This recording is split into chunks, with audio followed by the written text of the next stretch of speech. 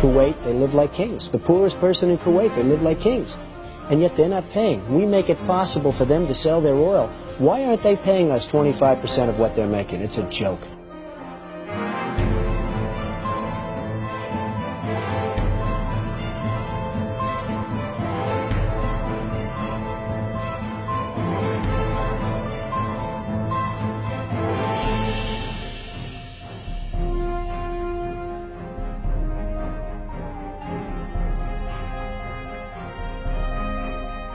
Why didn't we say we want 50% of your oil forever, or we're not letting you go back in?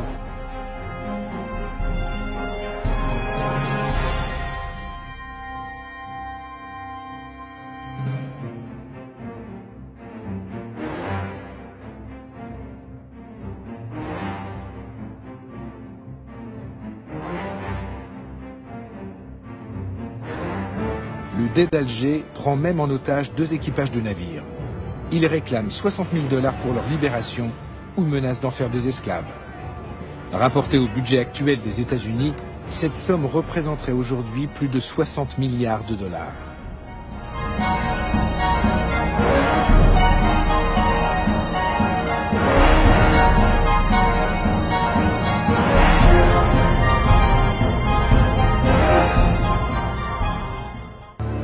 Nous les avons achetés. L'Amérique a conclu avec Alger un traité de paix. Un tribut de plusieurs millions de dollars qu'on leur verse, chaque année. Une somme de l'ordre de 20% des recettes de l'État. Il y a longtemps qu'on aurait dû investir cet argent dans des forces de frappe militaires puissantes. C'est bien vrai, ça. 20%, rendez-vous compte. On aurait pu régner sur les océans. De nos jours, il paraîtrait invraisemblable que les États-Unis se laissent dicter ainsi leur conduite. Mais même pour la jeune République, l'humiliation est cuisante.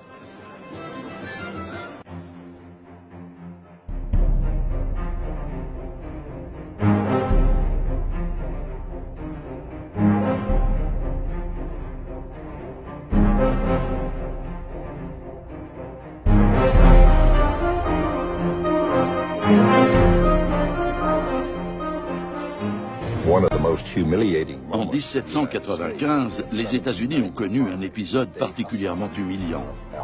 Le Dey Hassan, le régent d'Alger, a exigé que les Américains lui construisent un navire au lieu de lui verser un tribut en espèces sonnantes et trébuchantes. Il devait livrer à Alger une frégate d'une 40aine de canons doublés de cuivre.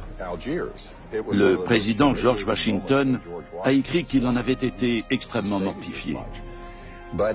Mais les États-Unis étaient faibles à cette époque, et le président a jugé que son pays n'avait pas d'autre choix que de s'exécuter. Il savait pourtant bien qu'avec ce navire de guerre, les Algériens captureraient de nouveaux vaisseaux marchands américains et européens. Les Américains sont piqués au vif par tant d'impertinence et décident de construire des navires encore plus rapides, conçus pour durer. En somme, meilleurs que ceux des corsaires. Les États-Unis veulent ainsi mettre fin aux conditions humiliantes du traité de paix et d'amitié qui les lie à Alger.